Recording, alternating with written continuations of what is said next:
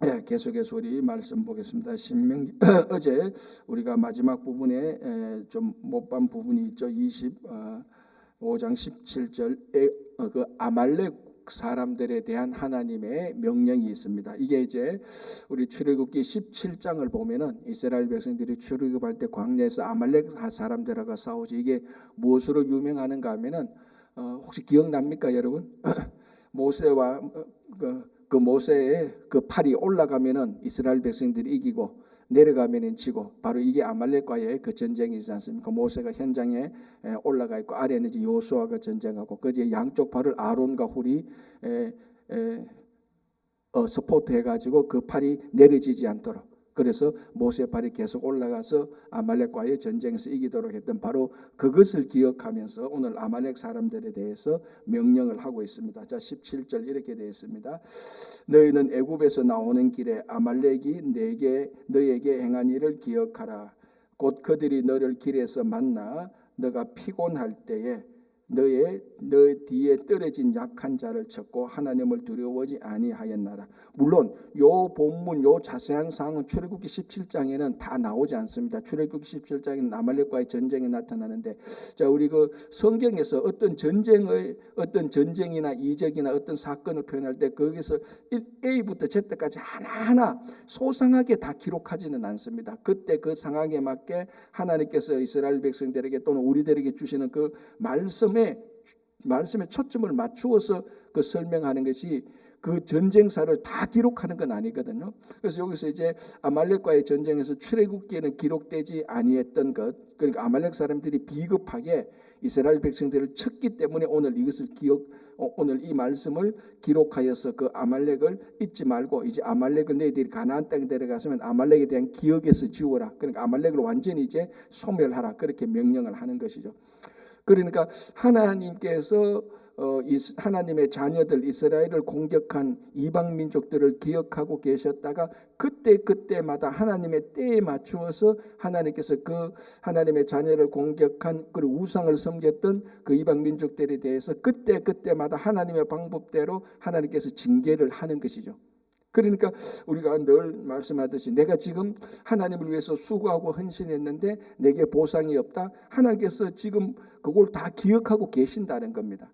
그리고 내가 나쁜 일을 했는데 내게 징계가 없다. 이것도 기억하고 계십니다. 그러니까 우리들은 참 우리들이 그 단세포 우리들이 사람이 단세포 생물은 아니지만 어떨 때는 생각하는 거 가만히 보면 굉장히 우리가 단세포적으로 단순하게 생각할 때가 많지 않습니까? 내가 이 일을 했는데 왜 보상 안 해줘? 뭐 이래? 내가 이렇게 나쁜 일을 했는데 아무 나쁜 일 없냐? 이래도 괜찮네. 아주 단순하게 그렇게 생각할 수도 있지만은 하나님께서는 그 모든 것을 처음부터 끝까지 다 보고 계시고 기억하고 계셨다가 그에 대한 보상과 징계를 하시는 것입니다. 그걸 우리가 성경에서 많이 볼 수 있습니다. 에돔 족속도 그렇고요. 하나님께 잘했던 백성들도 그렇고 나쁘게 했던 백성들도 그렇고, 아말렉에 대한 일 때 이제 와서 너희들이 가나안에 들어가서 아말렉 족속을 기억하여서 너의 기억에서 지워버려라. 이것은 이제 그게 나중에 가서 이방 민족들을 이제 징계해서 없애버리라고 했는데, 이게 이 구약 역사를 보면은 히스기야 왕 때에 가서 아말렉 족속이 거의 다 없어지는 것을 우리 볼 수 있습니다. 히스기야 왕이 지나가면은 아말렉 족속에 대한 언급이 없습니다. 그래서 역사학자들이 히스기야 왕 때에 가서 아말렉 족속이 다 사라졌다라고 지금 성경의 기록에 의해서 그렇게 보고 있습니다. 자, 그거 그렇고요. 하나님께서 그럼 아말렉 족속에 대해서 단순히 이방 민족이라고 해서 그렇게 징계를 하는가? 그게 아니라는 겁니다. 첫 번째가 18절. 곧 그들이 너를 길에서 만나 너가 피곤할 때에, 약해졌을 때, 힘이 없을 때, 그러니까 사람이 힘이 없고 이럴 때 공격했다는 겁니다. 쉽게 말하면 굉장히 비겁한 방법으로. 물론 세상 사람들은 이렇게 공격합니다. 그죠? 약해졌을 때 그때 그것을 딱 공격하고 이렇게 하는 건데, 그러니까 그 뭡니까? 약점을 이용해서 공격하는 거죠. 아주 어떻게 보면은 세상적으로 보면은 강교하지만은 하나님이 볼 때는 그게 굉장히 하나님께서 만드신 피조물, 창조물, 우리 사람을 볼 때 그 사람의 약점을 공격하는 것, 그것을 하나님께서는 안 좋게 본 것입니다. 왜? 우리도 그렇지 않습니까? 인간관계할 때 말을 못되게 하는 사람들 있잖아요. 가만히 보면 아주 비겁하게 그 사람의 약점, 그거는 우리가 쉽게 세상적으로 말할 때 인간적으로 건드려서는 안 되는 부분, 그 사람의 치명적인 약점, 그걸 딱 건드리는 아주 그 강교하지만은 비겁하고 못된 사람들이 있습니다. 그런 거하고 지금 마찬가지로 아말렉 족속이 그랬다는 겁니다. 그 사람들이 피곤해졌을 때, 약해졌을 때, 그리고 약점을 공격하는 이런 거고, 두 번째는요, 내 뒤에 떨어진 약한 자를 쳤다. 그러니까 노인들, 어린이들, 여자들, 이런 사람들 뒤에서 막 공격을 했다 합니다. 자, 이스라엘 백성들이 광야에서 행진을 하지 않습니까? 그때 아말렉 족속이 아무래도 그 약한 자들은 뒤에 좀 처집니다. 그죠? 그래서 그 뒤에 처진 사람들부터 공격을 했던 이런 것들을 알 수 있습니다. 그래서 우리도 그렇지 않습니까? 사회생활할 때 항상 그 노인들, 여성들, 그리고 어린아이들은, 특별히 또 장애인들은 우리가 먼저 배려하는 것 아닙니까? 길을 가다가도 비켜주고, 그 기차를 타거나 할 때도 먼저 타게 하시고, 그게 하나님께서 우리들에게 주신 하나님의 마음입니다. 약한 자들을 배려하는, 그죠? 그런데 이 아말렉 사람들 그걸 반대로 한 겁니다. 약한 자들을 자기 힘이 있다고 해서 먼저 공격을 한 것들. 다시 또 세상적인 사람들은 이런 방법을 통해서 자기 이익을 얻고, 이런 방법을 통해서 자기가 출세하고 성공을 합니다. 사람들이 좀 약해 보이거든요. 만만해 보이거든요. 그래서 막 공격합니다. 그런데 알고 보니까 이게 만만한 사람이 아니라 사람이 좋아서 만만하게 보였던 거죠.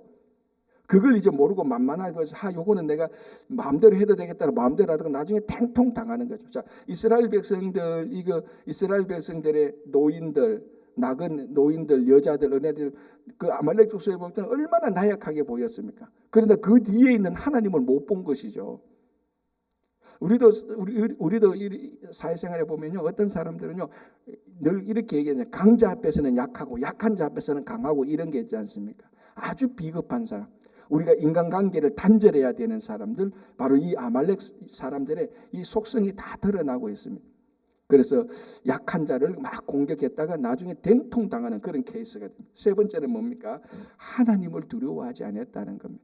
자기 눈에 안 보이니까. 그러니까 하나님을 두려워하지 않는 근본적인 게 뭡니까? 교만한 것입니다. 그죠? 교만한 것이죠. 우리 성도들은 다 하나님을 두려워하는데, 때로는 자기들의 이익이거나 자기들의 감정이거나 자기들의 어떤 상황에 처하면은 깜빡하는 경우들이 많아요. 성도들이 근본적으로 하나님은 다 두려워하지만 그 상황과 형편에, 그리고 자기 처신에 따라서, 이익과 손해에 따라서 깜빡 순간순간적으로 하나님을 두려워하고 교만해서 행동하는 일들이 참 많습니다. 그러니까 이 아말렉 사람들을 보면 굉장히 비겁한 사람, 사회적으로 다른 사람들을 이용해서, 약점을 이용해서 자기가 출세하고 자기 이익을 챙기려고 하는 사람들, 그런 사람들을 의미하고 있는 겁니다. 하나님께서 다 기억했다가 완전히 지워버리라라고 하는 것입니다. 자, 이렇게 해서 이제 25장까지 끝나고 26장에 이제 이스라엘 백성들이 가나안에 들어가서 살게 될 때 실제적인 삶의 모습을 말합니다. 자, 이스라엘 백성들이 애굽에서 살 때하고 광야에서 살 때하고 가나안에 살 때하고, 이 가나안에서 살 때는 삶의 방식이 완전히 바뀌는 게 하나 있습니다. 그게 무슨 방식입니까? 이제 농경 문화에 접어드는 것이죠. 우리 말하면 농사를 짓기 시작합니다. 이스라엘 백성들이 애굽에서 뭘 했죠? 목축했잖아요. 목축. 그래서 애굽 사람들이 목축하는 목축하는 요셉의 자손들을, 그 형제들을 무시한다고 우리 창세기 보면 나옵니다. 그죠? 그러니까 애굽 사람들, 전통적으로 옛날적으로도 농경을 하는 사람들은 목축하는 사람들을 좀 얕봤습니다. 왜냐하면은 문화적으로 농경 문화가 훨씬 더 뛰어나거든요. 왜냐하면 농경 문화는 한 자리에 거주하면서 거기서 문화를 쌓아가는 겁니다. 그런데 목축 문화는, 양을 치는 사람들은 이리저리 돌아다니기 때문에 한 자리에 거주해서 쌓아오는 문명이나 이런 기술들이 좀 떨어집니다. 그래서 농경 문화는 목축 문화를 무시하는 경향이 있었고, 지금까지 이스라엘 백성들은 애굽에서 살고 광야에서 살 때 농사를 지어본 적이 없습니다. 그래서 토지의 소산물을 바치고 이런 것들이 없었습니다. 그런데 이제 가나안에 들어가서 하나님의 약속의 땅에 들어가면 그 사람들이 거주하면서 살게 되는데, 드디어 이 사람들도 가나안 사람들처럼, 애굽 사람들처럼 농사를 짓게 되는 겁니다. 자, 그러면 농사를 짓게 될 때, 이 농사를 짓게 되는 것도 하나님께서 공기를 주시고 비를 주시고 태양을 주시고 좋은 땅을 주셔서 하나님께서 전적으로 이스라엘 백성들에게 모든 조건을 합당하게 해 주셔야만이 농사를 지을 수 있는 겁니다. 목축도 똑같습니다. 그죠? 그래서 사람들이 하는 모든 일은 하나님께서 그 조건과 여건을 맞추어 주고 인도해 주셔야 그게 열매를 맺는 것입니다. 그래서 이제 이스라엘 백성들이 가나안에 들어가서 한 곳에 정착하게 살 때 이제 농사를 짓게 될 때 하나님께서 너희들에게 어떤 은혜를 주시고 그 은혜에 대해서 어떻게 감사해야 되는가가 이제 26절에 나오는 것이죠. 그래서 한번 보겠습니다. 1절 너희 하나님 여호와께서 너희에게 기업으로 주어 차지하게 하실 땅에, 자 이건 이제 우리가 앞에서 굉장히 많이 봤습니다. 그렇죠? 그 땅 차지하는 건 너희들이 잘해서 너희들이 정복해서 차지하는 땅이 아니다.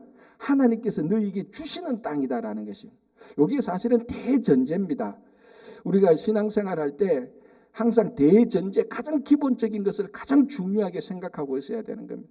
하나님께서 가나안 땅에 살게 하신 건 너희들이 잘나서 이방 민족들을 힘이 세서 쫓아내서 사는 것이 아니고 하나님께서 차지하게 해 주시니까 살게 된 것입니다. 그리고 오늘날 우리 크리스찬 성공했던 사람들이 이것을 늘 기억해야 되는 겁니다.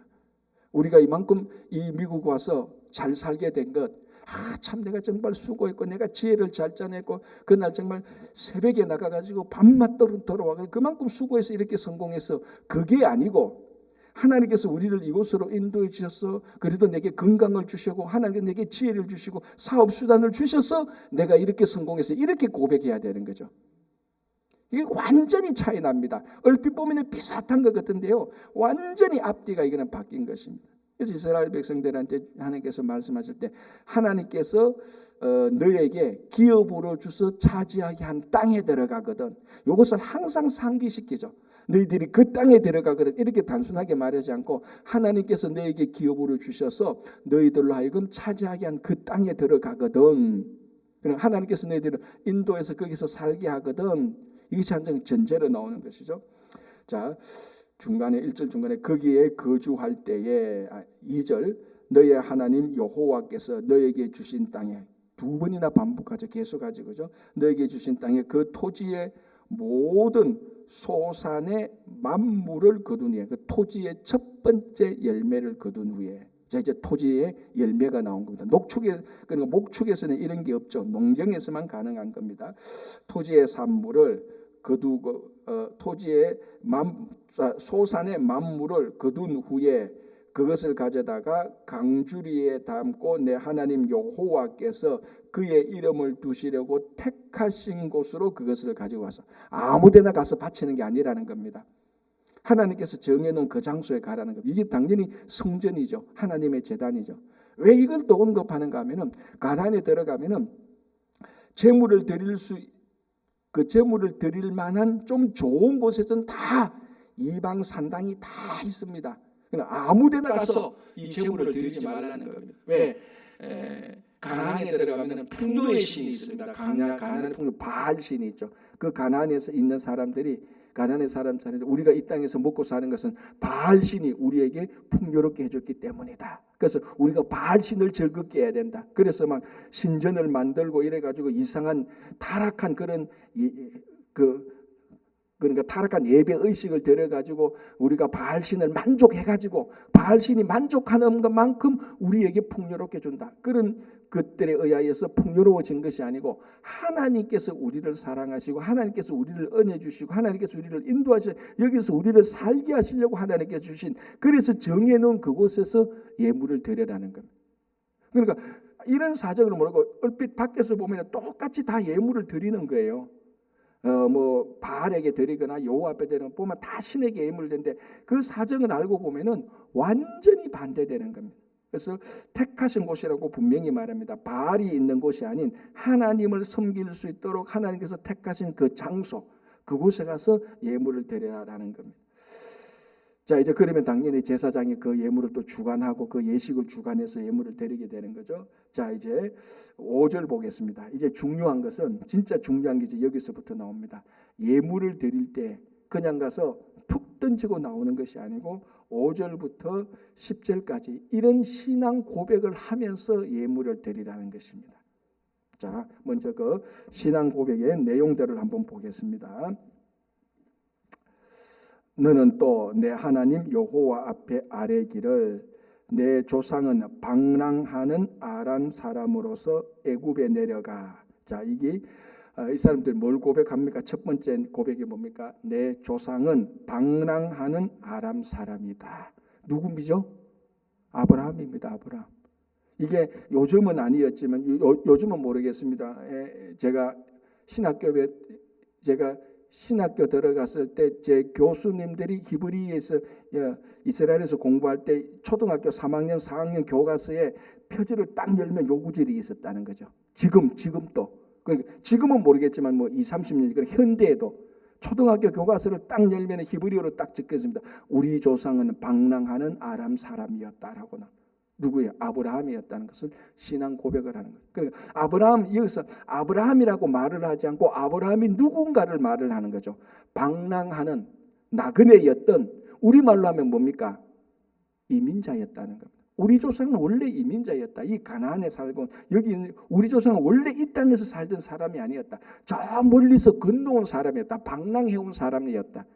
그 방랑하는 아람 사람이 우리 조상이었다라고 아브라함을 고백하면서 그 방랑하는 그 사람들, 그리고 사실은 이 사람들이 방랑하는 것은 방랑해서 갈대아 우르에서 아브라함이 가나안에 와서 또 이스라엘 백성들이 애굽으로 가서 또 방랑하게 되는 것입니다.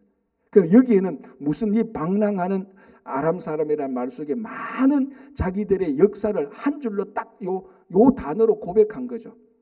수천 년의 역사를 우리 조상은 방랑했던 사람들이에요. 자, 이 방랑했던 사람들의 담겨지는 신앙의 의미가 뭡니까? 하나님께서 우리를 인도하셨다는 겁니다. 하나님께서 우리는 언제나 이곳저곳을 떠돌아다니는 사람이었다. 자, 이게 1970년대 80년대 이스라엘 초등학교 아이들이 그 성전 그 자기들의 교과서를 딱 열었을 때 방랑하는 아람 사람이었다라고 말할 때 선생님들이 뭘 가르치겠습니까? 자기들의 역사를 가르칠 것 아닙니까? 아마 제가 그 초등학교 선생이라면은 저 이거 가르칠 겁니다. 우리 조상 아브라함이 갈대아 우르에서 가나안에 와서 방랑했고 애굽에 가서 방랑했고, 그리고 지난 2000년 동안 디아스포라에서 수없이 많은 백성에서 핍박받면서 방랑했다가 우리가 이곳에서 나라를 세웠다. 그 의미가 있는 거죠. 그 안에 하나님께서 우리를 인도하셨다라는 것. 그러니까 이걸 사회 계층적으로 이렇게 보면은 방랑하는 우리 조상이 방랑하는 아람 사람이었다는 것은 그렇게 자랑스러운 호칭이 아닙니다. 뭔가 여러분 우리 있잖아요. 우리도 우리 조상이 한국에서 말하는 우리 조상은 누굽니까? 우리는 누구의 조상이죠? 후손이죠? 당군의 후손 아닙니까? 다들 모든 민족이나 국가마다 나라마다 건국 신화가 있습니다. 거기에 보면 전부 다 신비롭게 나타난 거죠. 박역거스는 어디서 태어납니까? 아래서 태어나는 거예요. 그래서 사람이 태어나서는 인물이 아니에요. 로마도 보면요, 그 늑대 자손, 지금 로마제국 로물루스가 나타나는 전부 다 건국 신화가 있고요. 그 건국 신화를 보면 자기 조상들이 전부 다 보통 사람하고 다른 영웅적인 인물로 다 표시합니다. 모든 국가는 다 있어요. 모든 민족과 모든 인디안 이런 데도 보면 각 부족들, 종족들, 국가와 민족 이런 데 다 건국 신화한테 다 영웅들이 나타납니다. 그런데 뭐라고 고백합니까? 우리 조상은 영웅이 아니다. 방랑하는 떠돌아다니는, 오늘날 우리말로 좀 우리 조상은 이민자에 불과했다. 이걸 고백하는 겁니다. 만약에 어떤 교육부나 이 교과서 그 검열할 때 보면 야 우리 조상 이것밖에 안 돼. 이거 지워. 건국신화 하나 만들어. 우리도 저 쭉 보고 그 다른 나라 건국신화 보고 제일 좋은 거에서 좀 각색해서 하나 만들자. 우리도. 어차피 건국신화는 게 다 자기들이 만드는 것이니까. 그렇게 해야 되는데 역사적인 사실을 그대로 보면서 우리는 방랑하는 사람이었다. 그런데 이 속에는 무슨 의미가 들어가 있습니까? 하나님께서 우리를 인도하셨다라는 고백이 들어가는 거예요. 이게 어마어마한 신앙 고백이죠. 이거 뭐 할 때 드리라고요? 하나님께 예물 드릴 때. 이게 타이밍하고 신앙 고백이 가장 적절하게 맞아떨어지는 거예요. 예물 드릴 때 이런 신앙 고백을 하라는 것입니다. 그럼 뭔가 이 예물 하나도 하나님께서 우리에게 주신 것이다. 하나님께서 우리를 인도하셨기 때문에 이 예물을 드릴 수 있는 것이다라는 고백을 하는 것입니다. 그래서 첫 번째가 우리 조상은 방랑하는 아람 사람으로서 애굽에 내려가, 이제 나오지, 역사적인 사실이 아주 간단하게 나옵니다. 애굽으로 내려가 거기에서 소수로 거류하였더니, 계속해서 처음에는 우리 잘난 사람 아니라고 말합니다. 소수로 내려갔다. 사실 70명이 내려갔죠. 소수로 내려가 거기에서 소수로 거류하였더니 거기에서 크고 강하고 번성한 민족이 되었는데, 자, 이제부터 하나님께서 우리를 인도하셨다는 중요한 사실 하나를 팍 퍼뜨리죠. 우리는 방랑하는 사람이었고, 그래서 애굽으로 내려가서도 방랑했잖아. 그리고 몇 명 안 내려가서 아주 소수가 내려갔다. 그런데 하나님께서 크고 강하고 번성한 민족을 세워주셨다라는 거예요. 자, 이게 한국에서 이런 설교를 하고 이런 설교를 들으면 별로 실감이 안 나잖아요. 근데 우리 이민자들한테는 이게 막 가슴이 치지 않습니까? 안 치는구나. 이 가슴이 쳐야 돼요, 사실. 와, 이게 한국에서 우리가 이런 설교하고 이런 설교 들을 때는 이민자들, 그럼 우리 주변에 있는 좀 베트남 사람들, 한국 사람 생각, 베트남 사람, 중국 사람들, 저 사람들 방랑하는 사람들, 이렇게 볼 수 있단 말이죠. 어쩌면은 한국에서 이 설교를 듣고 이 본문을 읽을 때는 내 이야기가 아니고, 한국에 지금 동남아 사람들은 억수로 많잖아요. 그 사람들 보면서 이렇게 할 수도 있겠지만, 오늘 미국에서 이민 와서 살고 있는 우리들한테는 이게 바로 내 이야기가 아닙니까? 우리 옛날에 그런 얘기, 요즘도 가끔 그런 얘기합니다. 목사님, 내가 미국 올 때 혼자요 혈혈단신으로 100불 들고 왔습니다. 그런데 지금 40년이 지나니까 내 손자 손녀가요 5, 6명이 되고 10명이 돼가요. 지금 내가 집도 있고 차도 있고, 그런 고백하잖아요. 그런데 아쉬운 건 이제 그때는 하나님이었고 자기가 수고했다는 표시를 많이 합니다. 혈혈단신으로, 어른들 혈혈단신으로 100불 들고 왔는데, 지금 40년이 지나니까 참 지나온 세월 참 수고하고 참 힘들었습니다. 고생해 성공했습니다. 여기 나쁜 거는 아닌데, 여기에 이스라엘 백성들은 하나님의 신앙을 넣는 겁니다. 내가 혼자 참 눈물 흘리면서 왔지 않습니까? 그런데 하나님께서 그 눈물을 보시고, 지금 지난 40년 50년 동안 우리 자녀를 주시고, 내가 결혼하게 하시고, 자녀를 주시고, 손주를 주시고, 그때는 손에 100불 이것밖에 없는데 지금은 100불을 휴지처럼 쓸 수 있는 이런 부유하게 하나님께서 만들어 주셨습니다 라는 고백을 우리는 할 수 있지 않습니까? 키 포인트가 하나님이라는 것이 여기 지금 들어가 있는 겁니다. 그래서 소수로 거류하였더니 거기에서 크고 강한 번성한 민족이 되었는데, 이게 뭡니까? 70명이 내려갔는데 나올 때 어떻게 됐습니까? 남자만 60만 명, 20세 이상, 그리고 약 200만 명이 됐고, 이제 땅은 하나님께서 차지할 땅을 주신다는 겁니다. 그러니까 자녀 있지, 땅 있지, 또 하나님께서 복 주시면 장수하지. 그러니까 이게 구약에 나타난 철저한 하나님의 자녀들에게 주시는 약속의 복인데, 이 사람들의 가장 큰 특징이 뭐냐면은 방랑하는 사람, 이민자였다는 겁니다. 그래서 제가 가끔 얘기하지 않습니까? 이 성경은, 특별히 구약 성경은, 신약도 마찬가지지만 특별히 구약 성경은 이민의 생활 방랑해보지 않은 사람들은 이 안에 담겨져 있는 하나님의 인도하심과 그 하나님의 베풀어 주신 은혜가 얼마나 감사한지 잘 모르는 겁니다. 그래서 태어날 때 그 한 자리에서 아주 별 어려움 없이 거기서 살다가 이렇게 살 때, 우리 조상은 방랑하는 사람이었다고 할 때 자기는 방랑해 본 적이 없거든. 태어나서 그곳에서 잘 살았거든. 이 말씀이 어떻게 자기들한테 나오겠습니까? 우리는 태평양을 건너와서 여기서 살면서 이민자의 서러움을 보면서 이 말씀을 볼 때, 야, 이게 3,500년째 말씀이 오늘날 우리의 말씀이라고 고백을 하는 거죠. 이 고백이 바로 우리들의 고백입니다. 언제? 예물을 드릴 때라는 겁니다. 왜 예물을 드립니까? 하나님께서 우리에게 주셨으니까. 하나님께서 우리에게 주셨으니까. 그에 대한 감사가 나오는 겁니다. 그렇죠? 자, 그 다음에 6절. 애굽 사람이 우리를 학대하며 우리를 괴롭히며 우리에게 중노동을 시키므로 우리 조상의 하나님 여호와께 부르짖었더니 여호와께서 우리 음성을 들으시고 우리의 고통과 신고와 압제를 보시고. 자, 여러분, 이게 우리 이야기 아니에요. 여기 살서 얼마나 많은 물론 우리가 미국에 노예로 온 건 아닙니다. 물론 흑인들은 노예로 왔죠, 그죠? 그러나 이곳에 살면서 크든 작든 차별도 당하고 영어 못해가지고 손해도 보고 미국 시스템에 적응이 안 돼가지고 매일 뒤에서 물러나기도 하고 어디 한번 가려고 하면 스트레스 꽉 받고, 그죠? 그런 삶도 우리들에게 있단 말이죠. 자, 이 사람들이 애국 사람이 그래서 학대당하며, 왜냐하면 노예로 살았으니까, 그죠? 학대당하며 괴롭히며 중노동을 당했다. 이게 그 당시에는 얼마나 서러웠겠습니까? 400년 동안.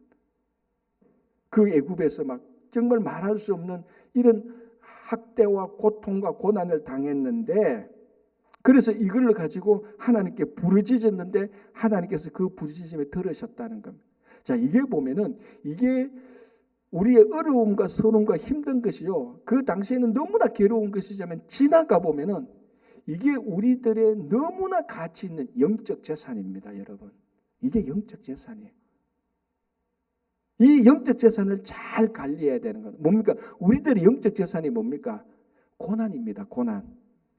이 영적 재산이 고난이 풍부한 사람이야말로 하나님을 더 많이 알고, 그리고 같은 시대에 고난을 당하는 사람들에게 하나님의 은혜를 말해줄 수 있고, 왜 간증이 있으니까 말해줄 수 있고 그 사람을 위로해 줄 수 있는 겁니다. 그렇잖아요. 그 고난과 어려움이 없는 사람이 지금 고난 당하는 사람을 어떻게 위로해 줍니까? 자기도 당한 경험이 없는데. 그러니까 이게 그 당시에는 너무 힘든 겁니다. 그러나 지나가면은 이것만큼 풍요로운 영적 재산이 없습니다. 그래서 우리가 어려움을 당하고 힘들 때에 하나님이 이걸 통해서 나를 파괴시키는 것이 아니고 결국 이것이 이 시기가 지나가면 나를 더 풍요롭게 하는, 영적으로 더 풍요롭게 하는 영적 재산이 되는 겁니다. 이 재산이 있는 자가 하나님께 기도할 수 있고요. 이 재산, 자꾸 재산 가니까 부동산 말이 아닙니다. 영적 재산, 고난의 경험이 있는 이 사람이 하나님께 기도할 줄 알고, 이 사람이 다른 사람을 위로할 줄 알고, 이 사람이 다른 사람들에게 신앙의 리더가 될 수 있는 겁니다. 그럼 고난이 없는 사람은 절대로 안 되죠. 절대로 안 됩니다. 그래서 사람들은, 이 애굽의 사람들은 400년간 고난을 당했잖아요. 그래서 우리가 앞에서 계속 얘기했지 않습니까? 너희들도 애굽에서 종살이 했던 사람이다. 나그네와 객과 고아를 잘 돌봐줘라. 너희들도 애굽에서 종살이 했던 사람이 아니야. 이 애굽에서 종살이 했던 것을 계속해서 기억시킵니다. 너희들이 영적 재산이 너희들이 많지 않느냐. 이거 가지고 잘 베풀어줘. 영적 재산을 잘 베풀어 주라는 것. 그래서 지금 우리가 신앙생활을 하면서 한 명도, 단 한 명의 예외도 없이 고난 없이 영적으로 풍요로운 삶을 사는 사람은 한 명도 없습니다. 이거는 예외가 없습니다. 목사님, 그래도 고난 없이 풍요롭게 사는 사람 제가 봤는데, 아니요, 그건 세상으로, 그건 세상적으로 풍요롭게 사는 것이죠. 고난 없이 하나님과의 긴밀한 관계에서 눈물을 흘리면서 감사하는 사람은요, 단 한 명도 없습니다. 한 명도 없습니다. 그래서 우리가 당하는 이 고난이 얼마나 영적으로 풍요로운 재산이 지금 축적하고 있다는 것을 기억하시면 되는 겁니다. 그래서 여호와께 부르짖었더니, 누가 부르짖습니까? 배부른 사람이 부르짖습니까? 고난 당하는 사람이 부르짖으면, 고난 당하는 사람은 부르짖잖아요. 그 부르짖음이 하나님께서 응답하는 겁니다. 배가 불러가지고 누워가지고 하나님, 이 기도가 아니고 그 고난 속에서 눈물을 흘리면서 하나님 우리를 살려주시라고 말할 때 그 기도를 들으시는 거죠. 들었더니 여호와께서 우리 음성을 들으시고 우리의 고통과 신고와 압제를 보시고, 여호와께서 강한 손과 편팔과 큰 위엄과 이적과 기사로 우리를 애굽에서 인도하여 내시고. 자, 하나님은 우리 기도를 들으시는 분일 뿐만 아니고 또 중요한 걸 말하죠. 이 고통에서 끄집어낼 수 있는 능력을 가지신 분이라는 겁니다. 이게 또 중요하죠, 그죠? 둘 다가 중요하죠. 우리 기도를 들으시는 것하고 기도를 듣고 우리 기도를 듣고 해결해 주실 수 있는 분. 자, 어떨 때는 기도는 들어주는데 능력이 없으면 해결을 못합니다, 그죠? 그렇지 않습니까? 어떨 때는 저 사람 너무 안타까운데 저 좀 해결해 줘야 되는데 내가 능력이 없어. 너무나 안타까운 거야. 그런데 하나님은 우리들의 기도를 100% 들으실 뿐만 아니라 100% 우리의 문제를 해결해 주시는, 그걸 자기들이 지금 경험하고 있는 중입니다. 지금 이 신명기 26장에서. 그래서 어떻게 말합니까? 하나님의 트레이드 마크가 있지 않습니까? 강한 손과 편팔. 강한 손과 편팔과 그리고 큰 위엄과 이적과 기사로 우리를 애굽에서 인도하여 내시고 9절 이곳으로 인도하자. 전부 다 인도가 나오죠. 그죠? 이곳으로 인도하사 이 땅 곧 젖과 꿀이 흐르는 땅을 주셨나이다. 여호와여 이제 내가 주께서 내게 주신 토지 소산의 만물을 가져왔나이다. 자, 여러분 이렇게 드리는 예물이 얼마나 감사와 은혜가 넘치겠습니까? 얼마나. 자, 이 고백을 보십시오. 이 신앙 고백에서 이미 하나님께 예물 드리는 것이 다 나올 수밖에 없지 않습니까? 그래서 이 사람들은 예물 드리는 게 너무나 감사한 거예요. 이 예물이 하나님의 자기들의 인도하심의 표시고 그에 대한 자기들의 감사의 표시 아닙니까? 그죠? 이런 예물을 하나님께서 받으시는 겁니다. 툭 던지는 이런 게 아니고, 그죠? 자, 그래서 토지 소산의 만물을 가져오는 거예요. 첫 번째를 가져오는 겁니다. 이제 첫 번째가 중요한 거죠. 첫 번째 의미는 뭡니까? 가장 중요한 것, 가장 우선적인 것을 가져오는 겁니다. 그죠? 두 번째, 세 번째, 첫 번째 의미가 있습니다. 첫 번째 것을 드리는 것은 여러분도 그랬잖아요. 내가 이 선물을 누구한테 첫 번째 줄까? 자기 마음에 가장 중요한 사람입니다. 그래서 하나님을 첫 번째로 토지 소산의 만물을 주는 겁니다. 왜? 하나님이 나의 1번입니다라는 표시예요. 그리고 하나님께서 내게 이거 주셨다는 신앙의 표시입니다.